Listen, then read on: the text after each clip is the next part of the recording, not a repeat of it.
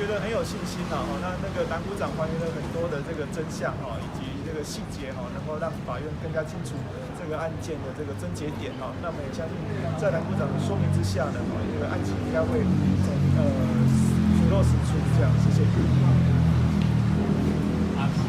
这种名字我确实就是真的没有做，所以这件事情，我相信到最后会还给我清白。我有信心，在编普会的帮助下拿到清白。谢谢。不好意思，请问今天股长有讲到说，那个您的朋友有说谎成性，就你们以前交往有这种情况吗？不清楚因为是第一次出去。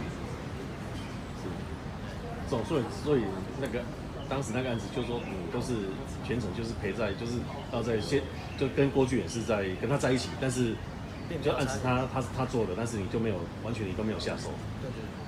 杀死陈女饶龙的应该是有郭俊伟机会可能性很高。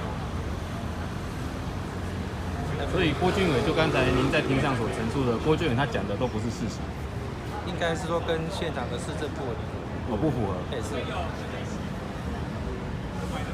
刚刚有讲到说那个远景做的笔录有捏造或陷害的可能的。